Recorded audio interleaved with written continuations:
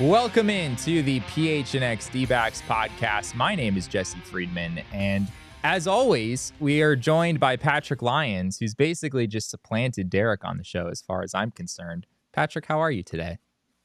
Doing well. Spring training's getting going. I can't believe it's been less than a week that we've had games. It feels like this has just been life forever, spring training. I'm ready for opening day already.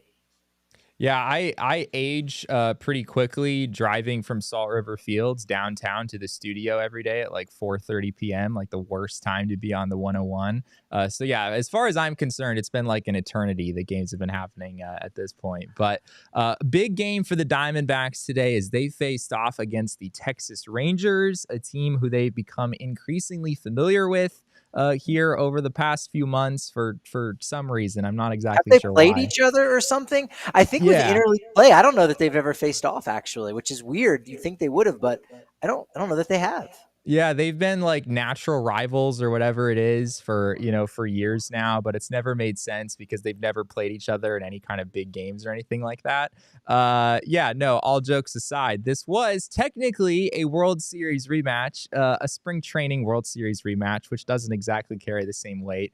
But here is Torey Lovullo answering a question before this game about what it felt like coming into a game where the Diamondbacks are facing the defending World Series champions.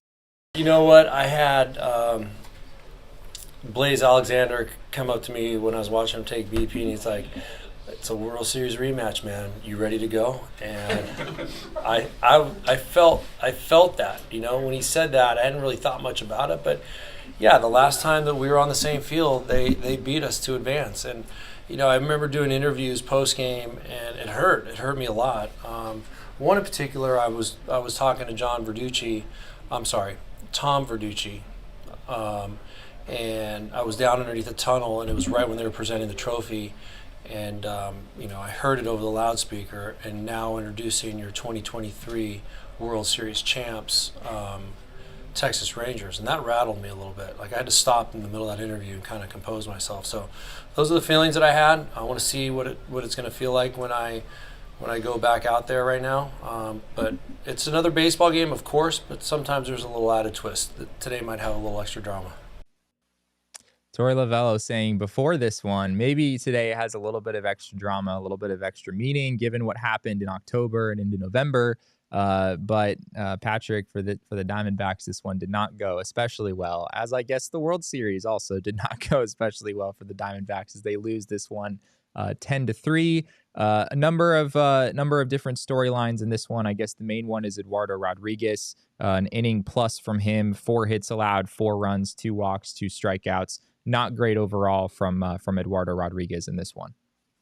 No, and we've been talking about it, yesterday, and there hasn't been that many days where there's been a post-game show, but you take these results with a grain of salt.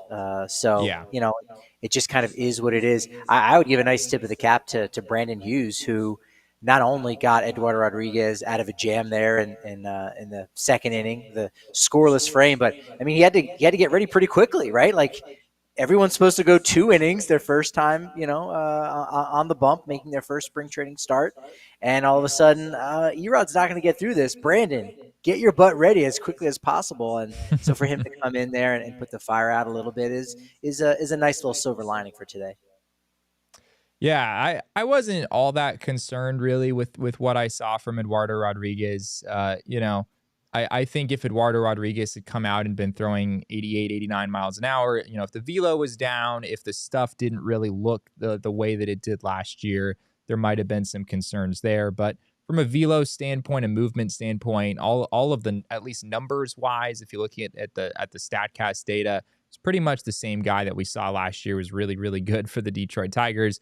It just didn't happen today for him for whatever reason. I think command was the primary issue. If we look at his pitch chart from this game, you'll see a lot of pitches that are not exactly in the best spot. If we go ahead and throw that up there, there's a lot of pitches that are in the middle of the zone here. It kind of felt like when Rodriguez was not getting pitches in the strike zone, he just sort of went like, I'll just try to get it anywhere in the strike zone. And more often than not in this game, that was sort of right down the middle. Marcus Semien ambushed his very first pitch, a poorly placed middle in cutter that you see on this chart. The very first pitch that Eduardo Rodriguez threw in a Diamondbacks uniform in a Cactus League game went over the fence. Not a great start, Patrick, but once again, you're not too concerned at this point with the results.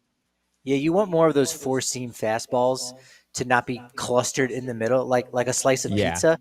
You want there to be some separation, some on the edge. If you can get one that's laying up on the top of the crust, it'll make the crust go down a little bit smoother. You get some flavor in that. So, yeah, just having it smack dab in the center, not ideal. The thing that I don't think is a factor at all, and it certainly by no means would be an excuse. But I'm curious about those little things that maybe you take for granted with a guy like Eduardo Rodriguez, where, coming up as a prospect with the Orioles and then, getting traded to the Red Sox and then with the Tigers, all spring trainings, he's gotten ready in the humidity. He's gotten ready in Florida in the Grapefruit League. And so, is there an adjustment period for some guys in some positions? It probably would maybe impact pitchers a little bit more than the position players, right? Because you're just gripping a bat and you're hitting it. But for pitchers, it could be a little bit different. So, I'm sure some guys may have to have a little bit more of an adjustment period than others. But ultimately, again, not an excuse, just could be one of those curious reasons to explain, hey, man, you have to adjust a little bit sometimes when you join a new team and you're getting yourself ready for a new season. I don't have any data to back this up. Maybe you do, Patrick. Cactus League feels like a more hitter-friendly environment in general. Is that something? Have you heard that at all? No, I haven't. I mean, it would make sense. It's a little bit more at elevation, right? What, like right, 1,000 feet maybe above sea level? Little drier, I guess. Yeah, and again, just the ball being drier, and so that's different when, again, you've got so much humidity down in Florida, and your body probably produces a little bit more sweat than you would out in the Cactus League. So again, is that just something to adjust for, perhaps? But I'm sure you're probably going to be asking those questions tomorrow when you go to the clubhouse. There you go. Here is how Eduardo Rodriguez felt about his Diamondbacks Cactus League debut. Good. I was throwing my pitches almost right where I wanted. Command was a little off, but overall I feeling good. Velocity was right where I wanted, like 90 to 92, after 93 sometimes. So overall everything was good. Just location, that's what we're here in spring training for. So. What do you take from spring training outings usually? Do you worry about results at all, or is it all about? No, I mean, I've been in spring training so much times already that I know how it is. There is some spring training that I think I give it like 2 runs on the whole spring training. There is some that I give it a lot of runs. So like for me, it's just more to working on what I'm working. Like today was more working on my commanding all day. It was off, so like that's something that I still need to work on it. But overall, like I'm feeling good with all my pitches. So, and velocity was right where I wanted, which was like 90 to 93. So overall, I take the good part out of it. And the good thing is like these results over here don't count, so that's perfect. The results here don't count, so that's perfect. There you go. Well said by Eduardo Rodriguez.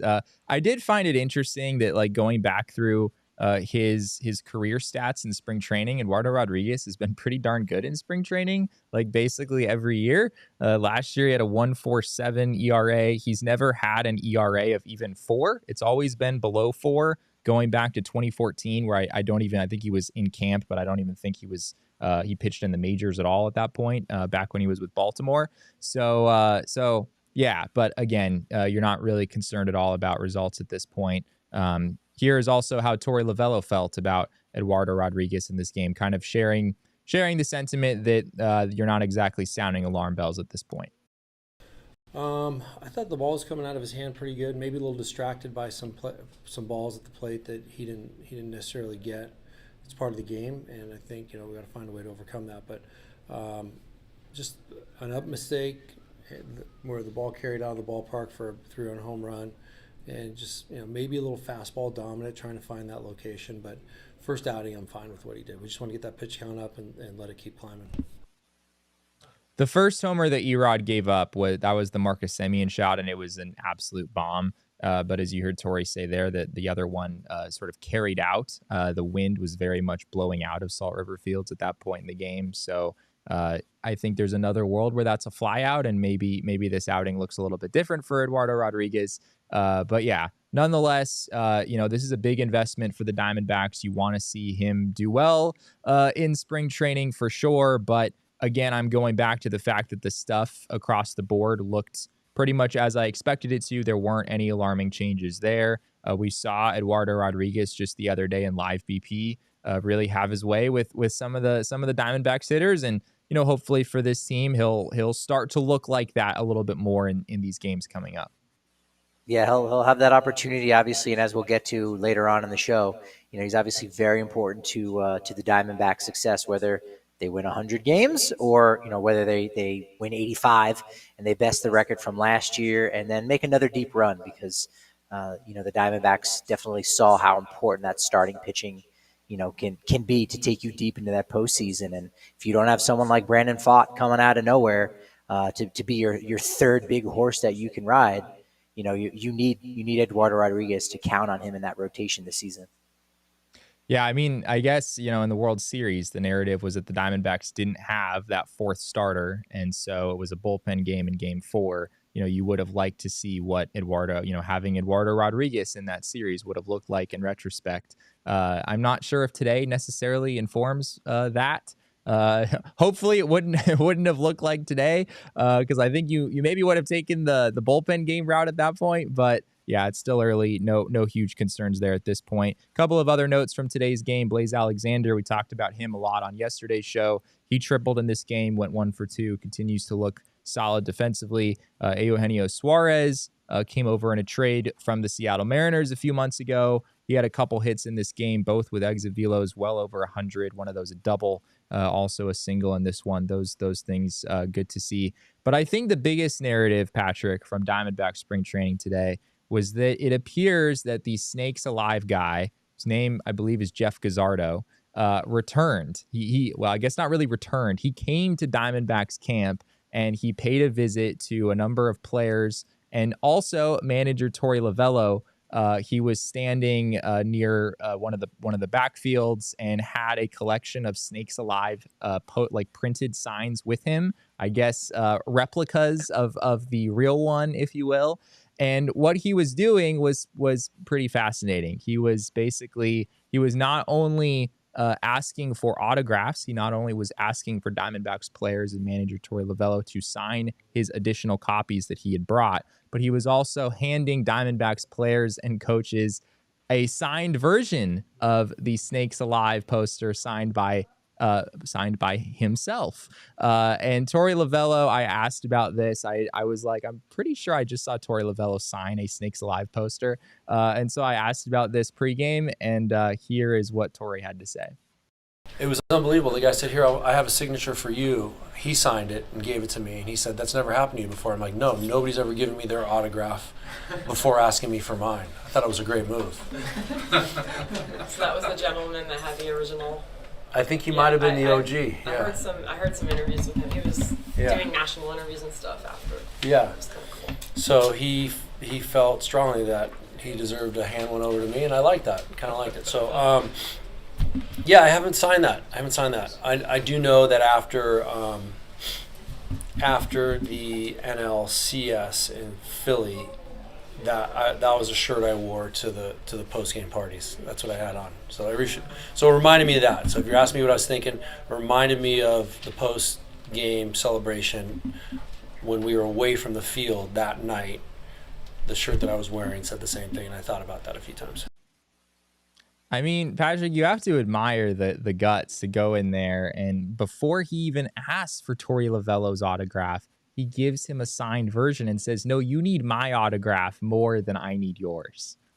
That is a baller move. And to get that printout from the printer. Like, look, that one. I don't know if his printer has been MLB authenticated.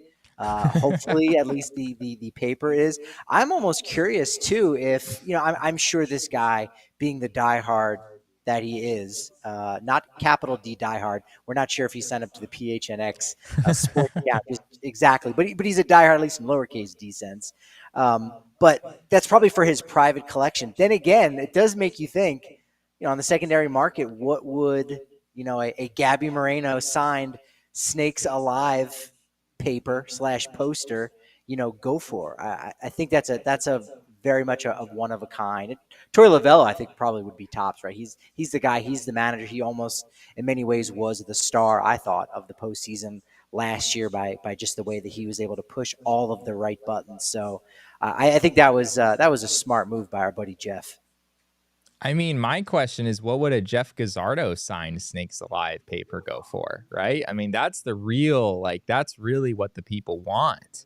Well, there's so many Torey Lovullo's autograph. There's so many counterfeit of those that are going around. That again, that's why you need the certificate of authenticity. Right. Because I mean, I saw them in pretty much every shop. There was a guy selling them out of his trunk at Camelback Ranch. It's crazy. So you almost, that's why you need to just pay the money to get the autograph from Jeff directly, and then it's real. Because anything else, it's probably a bootleg. You can never be too sure these days. People selling fake Snakes Alive like Jeff Gazzardo, that's an amazing narrative. I really hope that someone somewhere is doing that. Speaking of things that people should be doing, Arizona Lottery is introducing a unique new ticket and promotion called Arizona Adventure, and there are all sorts of amazing adventures that you can go on. I believe we had our Coyotes crew, if I'm not mistaken, out at Papago Park, exploring that, doing the whole Arizona Lottery thing the other day. That was fantastic. So play Arizona Adventure Lottery tickets featuring 3 iconic landscapes, Picacho Peak, if I can actually speak right now, Monument Valley, and Camelback Mountain. These tickets have prizes of up to $50,000. It's a really, really cool thing they have going on. I'm a big outdoorsy person, so anything that involves the outdoors and Arizona Lottery, you can't go wrong with that. The Arizona Lottery is not just about playing games and winning prizes. It is also about giving back to the state and its communities. Visit azadventure.com for more information on how you can take an adventure for a chance to win $1 million in cash and Arizona travel prizes. Speaking of adventure, Desert Financial Credit Union, money is a huge adventure in and of itself. For more than 84 years, Desert Financial has been helping people along with that adventure. It is Arizona's largest, most trusted local credit union, dedicated to creating exceptional experiences by giving back to the community and providing financial solutions that make lives better. Look to Desert Financial for checking and savings accounts, mortgages, loans, credit cards, investment options, and more. When you open a free checking account online, you can get $200 in bonuses. Get started by visiting desertfinancial.com/200. We also have, speaking of incredible no-brainer deals, we have one of those going on here at the PHNX Locker. Danielle, do we have that? Yeah, there it is. We have a clearance sale going on at the PHNX Locker right now through Wednesday, 30% off literally everything. So if Black Friday came and went and you had a little bit of remorse about the purchases that you didn't make, Patrick, now's a good time to make up for it. Oh, yeah, definitely stock up. You got to stock up now. And by the time you're listening to this, because if you're waiting around for the podcast and you're not watching live, hey, things happen. You should be watching us live on the PHNX Sports channel on YouTube. But if you're listening to this as a podcast, Wednesday's the last day. So you need to act quickly to take advantage of these big discounts. All right, we're going to have what I promise will be a completely reasonable conversation in this next segment, which goes back to the title of this show, which is, what would it take for the Arizona Diamondbacks to win 100 games in 2024? And I want to preface this by saying we don't necessarily think it is likely that the Diamondbacks will win 100 games in 2024. If Derek were here, he would probably have a bone to pick with that, and he would be trying to convince us why this is surely going to happen. I'm not quite in that camp, but I do think that in Major League Baseball, a sport that has as much volatility as this one does, a lot of teams can win 100 games if enough things go their way. Patrick, when I think of, teams that won 100 games that I didn't necessarily expect, I go back to the San Francisco Giants back in 2021 when I thought they were going to win maybe like 70 something games and they won 107. These things happen. These things happen in this sport. And the Dodgers last year too, which they had plenty of injuries on the pitching front. And there are all those questions. Yeah, like you said, the volatility is real. Where 10 to 15 game difference, right? Expectations can be a certain way, and then just like that, a team that's pegged for 93 wins can might only win 78. They're under 500. They're selling off at the trade deadline, and then a team that you say they're going to be around 500. They end up winning 10 to 15 more games to go into the postseason. So if you believe that the Diamondbacks are at least one game better than last year in the regular season, and they're going to win 85 games, well, then you should say, you know what? At the high end, they very well could win 15 more and get a 100-win season in 2024. So the Diamondbacks, according to Fangraphs, are projected for 83 wins as of right now. If I go to their projected standings page, that's what I see. I think Baseball Prospectus has 85 wins right now for the Diamondbacks. So that's kind of the starting point here, is right now the D-backs are projected for something in that mid-80 range. And so the question is, how do you get from the mid-80s to 100? So we're talking about 15 wins here. How do the Diamondbacks get an extra 15 wins? Patrick, I'll pitch this over to you. What are kind of your initial thoughts about how this might happen? Well, now hearing us say it out loud, because we were obviously just texting back and forth, and 100 wins, yeah, that's on the high end. But then going, we got to find 15 extra wins. We've got our job cut out for us. But Sure. I think when we actually dig into those projections, you're going to see, ooh, that's maybe a little bit low than you would expect, and this guy can maybe take a big jump. And I think as we go through this conversation, I kind of looked at the Dodgers last year, won 100 games, and say, okay, how were they able to do it, and what were the roles and the influences some of those players had? Do the Diamondbacks have players that can fill those roles? And the short answer is yes. So let's see if we can make this happen.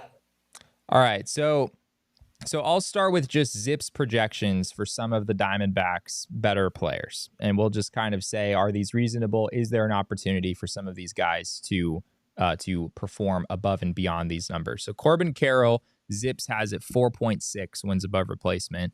Corbin Carroll is coming off a 6-WAR season. So I don't think it's unreasonable that Corbin Carroll could finish well above that when all is said and done.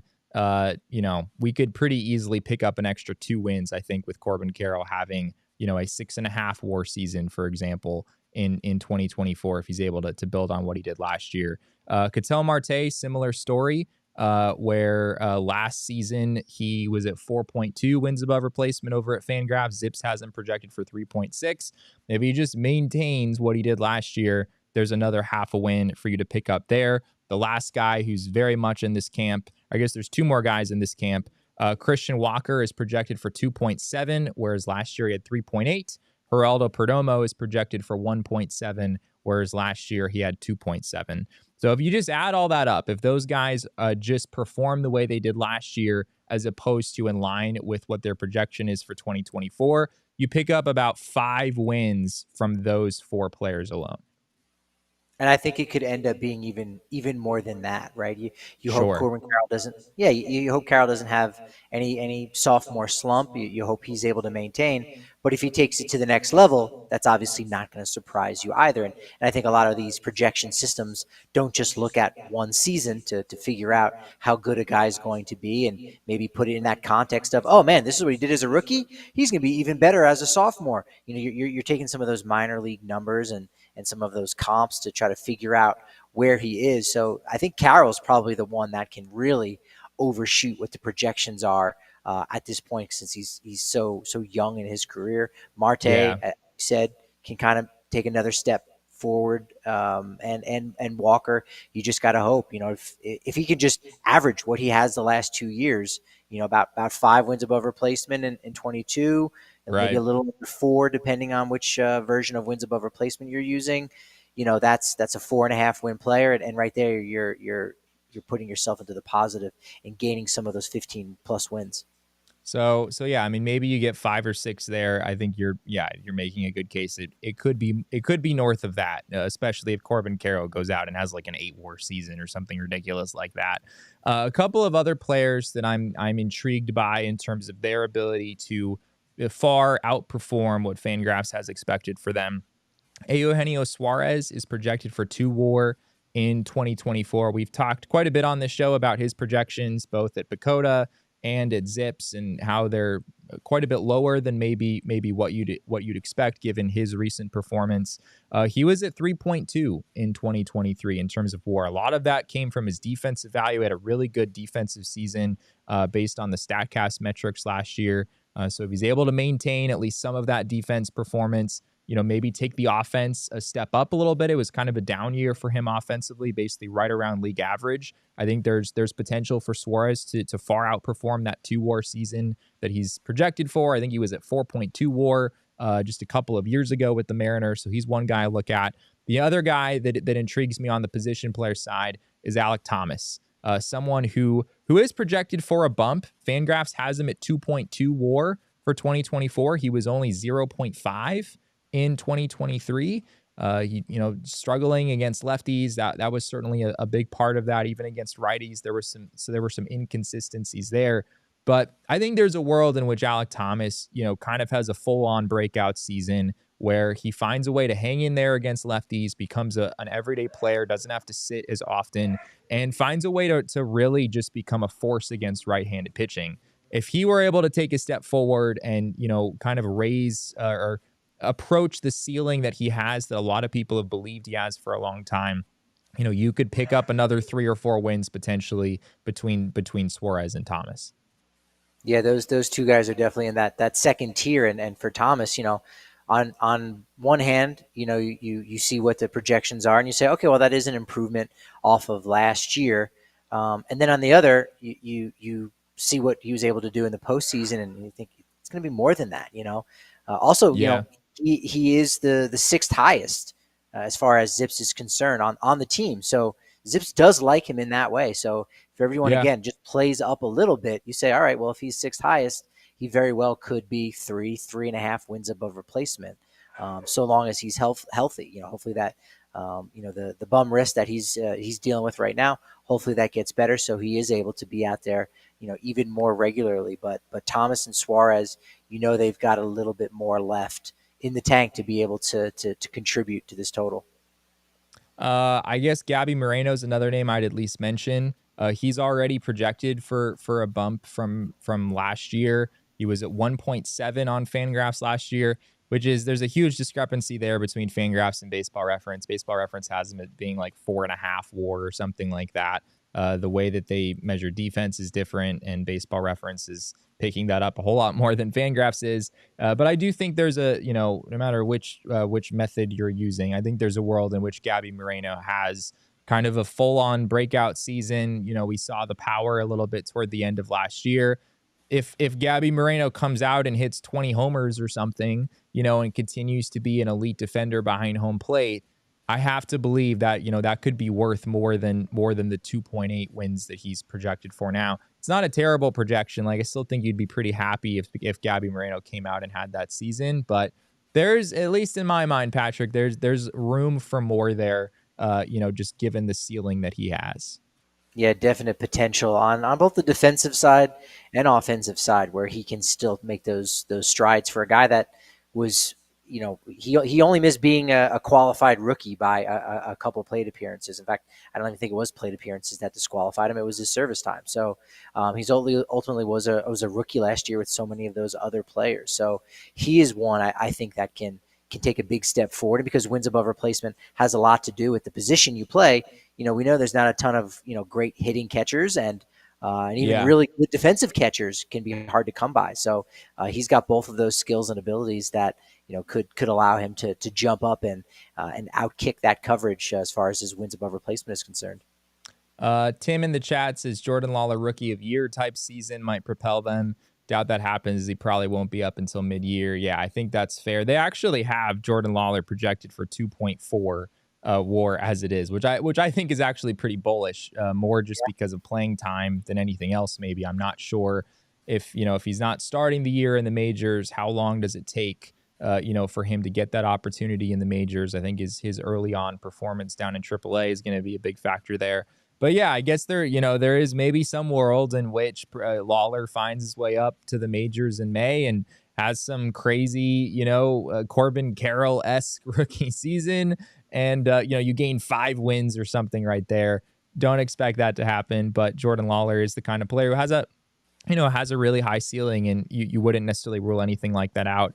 Switching gears over to the pitching side of things, the Diamondbacks, actually, several of their starting pitchers are projected lower than what they did last year. Zach Gallen, Zips has a 3.5. Last year, he was at 5.2. That's almost a 2-win difference right there. Merrill Kelly projected for 2.2. Last year, it was at 3.2. There's another win right there. And then Eduardo Rodriguez had obviously a really good year last year with the Tigers. He was at 3 WAR last year with Detroit, projected for 2.5.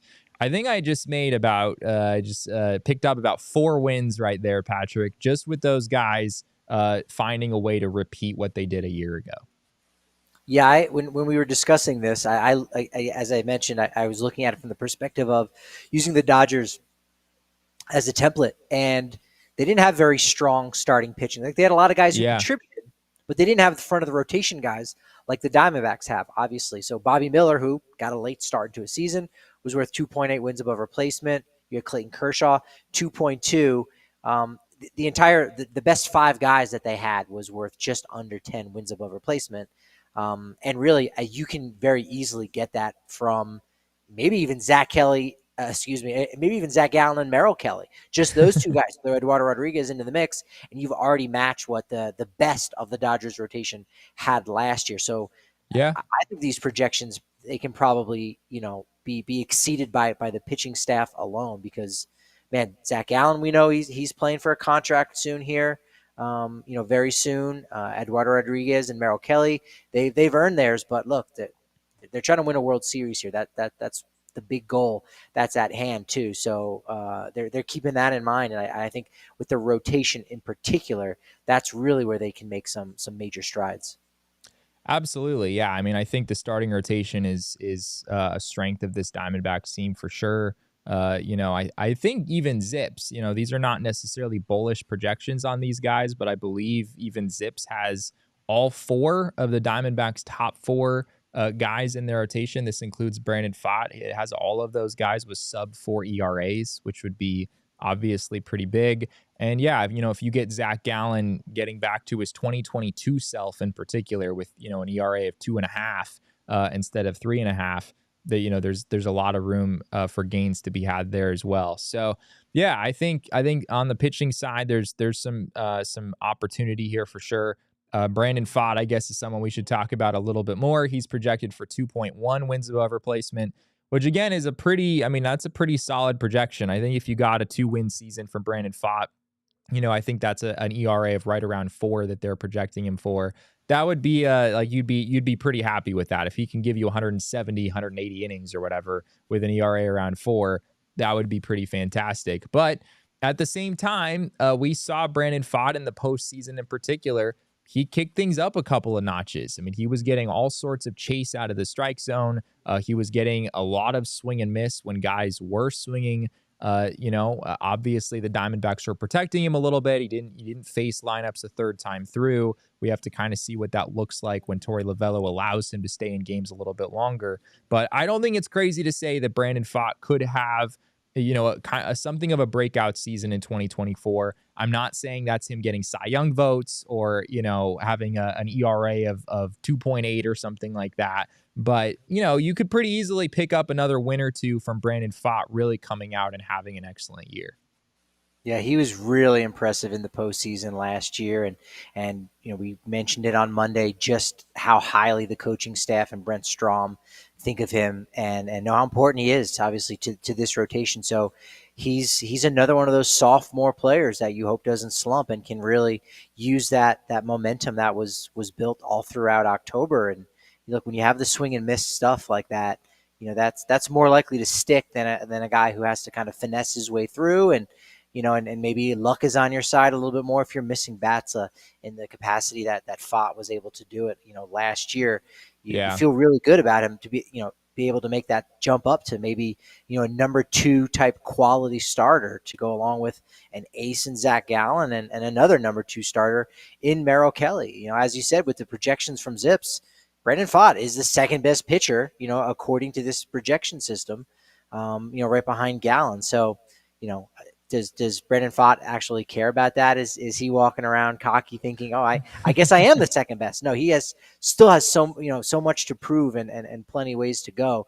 But that confidence is obviously going to be there, with him when he takes it out on the mound. In fact, tomorrow where he's going to be making his Cactus League debut. So I think Pfaadt's going to be really exciting to watch. And I love the fact too, I know that Torey hasn't divulged what the order of the rotation is going to be, but if more likely than not, Pfaadt's the number 4 starter pitching against other teams' 4th starter, I think is going to provide him even more of a cushion and a pillow to go out there and say, all right, even if you don't have your best stuff the first 2 innings or so, it's you're going to get that run support against someone else's number 4 starter that your team is hitting against. So that's going to set him up for a lot of success this year, I believe. Yeah, I mean, I guess getting away from the numbers a little bit. I mean, we're like trying to like build out 100 wins like on a computer right now. Yeah, I think just having Paul Sewald for a full season, there's a lot of value there for the Diamondbacks. And Zips is going to say that Sewald is worth, I think it's 0.7 WAR is what it's projecting in 2024. He was at 0.9 in 2023. The impact of relief pitchers, WAR is just not really a good metric for relievers in general. I think it's kind of ridiculous to really read too much into a WAR calculation on a relief pitcher. But you have Sewald, you have Ginkel, you have Ryan Thompson in place at the back end. The Diamondbacks, they didn't really add anything to the bullpen this year, which has been something I've talked about, is something I maybe would have liked to see them do. But just having a certain this level of steadiness at the back end of the bullpen, it's something they haven't had for a long time, and it's something they certainly didn't have in the first 4 months last year. Like, how many games did the Diamondbacks lose in the first half, and in the beginning of the second half of the season last year, because their bullpen was really a disaster and guys didn't know what their roles were. And, it was Miguel Castro as the closer, then it was Andrew Chafin, then it was Scott McGuff. There was, there were a lot of different moving pieces throughout that. I think the bullpen, Patrick, could win the Diamondbacks some games as well. Yeah, they're going to have to, right? You need some big performances out of at least 3 relievers in your bullpen in order to be 100-win team, right? So Sewald, Ginkel, and Thompson, they're the favorites to be those guys, but still, Sure. you need 3, big dudes right in the back of your bullpen. Going back to what you were saying about not adding, a notable reliever in the bullpen, I can't help but think with the way Mike Hazen operates and doing things on a different level, and we're not even a fly on the wall to know really what's going on behind the scenes with the front office, but with really only Miguel Castro and Paul Sewald not having options. Granted, you're not going to option Kevin Ginkel, but the other guys, they actually do have options. So push comes to shove, as we get late into spring training, sometimes veterans are made available, whether they don't make a staff or they just don't pitch well in spring. But Hazen, Lovullo, their coaching staff, their scouts say, no, this is a guy that's worthy of a big league deal, or give him a 2-way contract, whatever it may be. So it could allow them to still add, in the latter parts of March and early April for any veteran guys. So they're doing it frugally, right? Like, you'd like for them to go out and spend money on a reliever, but we also know that, it's such a volatile market when it comes to signing a relief pitcher. And sometimes, most times, they get overpaid. Even if you're paying a guy that's fairly decent, $5 million, you might blow all of that value right away, and it just isn't worth it. So perhaps they'll be a little bit frugal, and it'll be interesting to see what they do, late in spring training and pick up some guys off the scrap heap, similar to what they were able to do with Ryan Thompson. So they were able to do it once before. Maybe that's part of their plan to go ahead and add more notable names to the rotation, and Rodriguez and your Petersons and your Grichuks. doing it on the cheap with these relievers, maybe that's part of the chemistry and the mixology of all this for Mike Hazen. Yeah, that's a good call. I think in general, just trading for a reliever, at least in my mind, is just better in some ways, because at that point you've seen them pitch for a few months. You kind of have a sense of like what that year's version of that pitcher will look like. Whereas if a pitcher is coming off a good year, you don't necessarily know that that's going to carry over.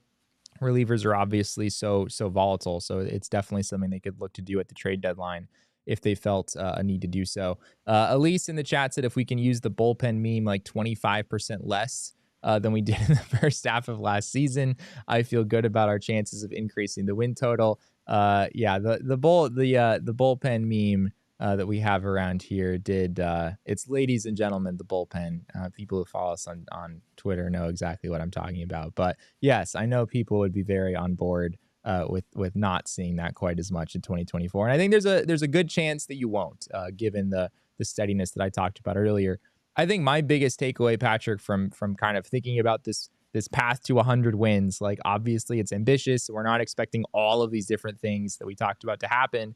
But I think like the path to 90 wins, for example, is really pretty reasonable. You can get to 90 pretty much just with a handful of guys repeating really good seasons that they had last year rather than regressing. And again, that's not like their baseline projection necessarily. The computers are saying there are reasons to believe that what they did last year isn't something that they'll repeat. But yeah, I think just looking at this objectively, there's a path for the Diamondbacks to get, well over 85 wins without a whole bunch of players who are no names coming out and becoming stars or something like that overnight. And the NL West is a pretty strong division, other than the Colorado Rockies. But you're not playing as many series against the Dodgers and the Giants, who, sure, are they a little suspect? Perhaps Padres, a little bit suspect. But still, you're not playing the Dodgers, 19 times a year anymore. So you're playing the AL Central a little bit more frequently, right? And so you might be able to take advantage of those series a lot more so than the ones that are in your division. Because look, even the worst team in the NL West, I mean, it's probably true for it's true for every division. There are teams that just own you, or hey, we're better than this team in every way, but for some reason they are the ones who are pushing all the right buttons. And we had a losing record against this team that lost 100 games or lost close to that. So that's less likely to happen now that there's a lot more balance in the schedule. Well, speaking of the future and trying to project or predict the future, BetMGM Sportsbook app, if you have the ability to know what is going to happen rather than just look at these silly projections that we like to look at, BetMGM Sportsbook is the place to go and show the world that you know what the future holds. Sign up for BetMGM, use bonus code PHNX, place your first BetMGM Sportsbook wager through BetMGM Sportsbook mobile application for at least $5. You will receive $150 instantly in additional winnings regardless of your wager's outcome. Check out the show notes for full details. And now listen to Damon talk about the disclaimer. Gambling problem? Call 1-800-GAMBLER. Available in the U.S. Call 877-8-HOPE-NY or text HOPE-NY 467-369 New York. Call 1-800-327-5050 Massachusetts. 21 plus to wager. Please gamble responsibly. Call 1-800-NEXT-STEP Arizona. 1-800-BETS-OFF Iowa. 1-800-270-7117 for confidential help Michigan. 1-800-981-0023 Puerto Rico in partnership with Kansas Crossing Casino and Hotel. Visit BetMGM.com for terms. This promotional offer is not available in New York, Nevada, Ontario, or Puerto Rico. Puerto Rico. Oh, Patrick, you really just missed the moment there. But Derek knows what that means. That's a thing. Puerto Rico. Oh, so it's okay. Don't worry. Okay. There's people who get that. I did something different. All right. I'm just not one of them. What else is new? I think. Also want to tell you all real quick about our friends over at Gila River Resorts and Casinos. They offer an authentic and immersive experience with an unprecedented level of entertainment and excitement that you won't find anywhere else in the desert. They have certainly set a high bar. Their state-of-the-art gaming floor has it all, with over 800 slot machines, 5 blackjack tables, and live table games, not to mention Arizona's largest casino sportsbook as well.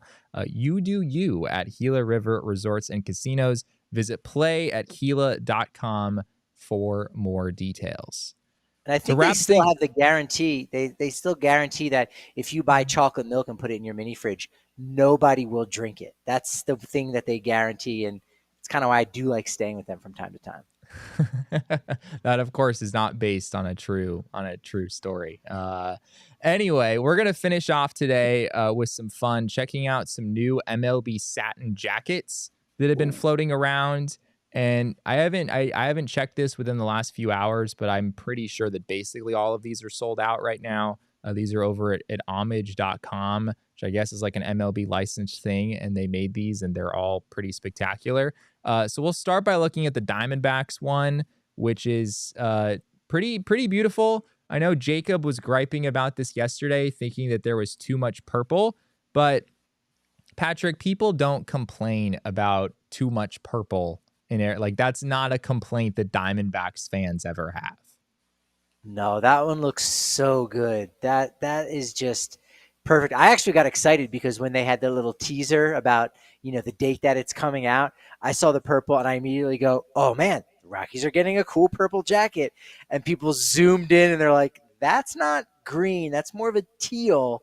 Because Rockies do, at least in the mid 90s, they did use a little green in some of their logos in and around Coors Field. Like security jackets had that. But that Diamondbacks one is so clean. I guarantee you're going to see it in Zach Allen's locker at some point this season. He's going to get one. We know for certain that Zach Gallen is on board with the purple. He's not going to complain about too much. It's not sold out yet. It is not sold out, the Diamondbacks. Okay, I guess there's a few of those left. So if you're interested, they're pretty fantastic. Speaking of your Rockies, we take a look at what the Rockies looks like. I guess we'll just run through some NL West teams here. There it is. It's a little plainish, but I don't mind it. Patrick, what do you think? It looks so old. Like, I don't mean that in a bad way. It's like the Rockies are they haven't been around that long, right? It's 31 years. So, and yet it has like a classic kind of look to it, which was, the original idea. They wanted to resemble and feel kind of like the Yankees as much as possible. So, they hit on that. And yeah, it's simple. But I think it's very measured and it looks sleek. It's one of the better ones in the NL West. I'll say that. Yeah, I guess we'll stick with the NL West here. I don't know, maybe the Padres. Here's what we have for them. This one should get the chat going. The comments should start flooding in here. Yeah, I think it's pretty ugly. Is that what you think? I don't know. I don't hate it. I also don't know that I would wear it because I feel like if I was like riding through somebody's neighborhood, people would flag me down and be like, hey, I was expecting a package. Did you miss my block? I'm like, no, I don't work for UPS. Like, it just looks like a delivery driver jacket, which again is not a bad thing. I'm just kind of on the fence about it. Yeah, it does give off UPS vibes for sure. The Giants, I think that the Giants is pretty classic. No, all right. Yeah, I mean, you can't hate it, right? I guess. No, pretty basic. Pretty basic, but good. Dodgers also pretty basic. But again, if you're a fan of the Dodgers and the Dodgers blue is pretty iconic. Probably can't complain about this one too much. One that I know you have complaints over though, Patrick. Can we get the Nationals one? Yeah, that was the only one that I wasn't really digging. It's white, so I mean, I guess that's a very specific fashion choice. I guess, like, I don't know, if you're going to a club and you're not going to be eating anything that has ketchup or yellow mustard on it, then okay, wear it out. But also, why are you wearing that out to a club in the first place? It's just white, like it looks like bad news to me. Yeah, we were having this discussion the other day over which MLB team has like just the worst team name. And multiple people pretty emphatically said the Washington Nationals. So I guess that just sort of goes along with that conversation. And they're the only team that didn't have one of these jackets actually in the 90s. They're the only one, right? Expos moved to Washington, D.C., but, the Rays and the D-backs, they're 98. So, hey, they're 90s kids. Yeah, speaking of 90s kids, the Marlins, this one is pretty nice. I'm a pretty big fan of this one, Patrick. This is beautiful. Sold out. It is sold out. That one looks very sharp. Yes. Yeah. Just that deep like turquoisey color. It's iconic. I wish the Marlins would do more with that. That's sort of, here's the thing. Like I don't really wear too many MLB or team specific gear, but the Marlins, because they're just like the Marlins. I feel like you could wear a Marlins jacket just for style, and no one's really gonna care. They're not even gonna bother asking you like, "Oh wow, you're a big Marlins fan." They're just like, "Nice jacket." I feel like that's one of the few teams you could actually rock some of the merch, and people just wouldn't care. They'd be like, "The color looks great. It just looks great." The color in and of itself is fantastic. Well, we'll go ahead and stop there. If you want to check these out, homage.com. Most of them are gone, but a few of them, including the Diamondbacks, apparently is still there. Really, really cool. If I were not like a journalist who's supposed to have like integrity and not go around wearing like individual teams gear, I would probably get in on this.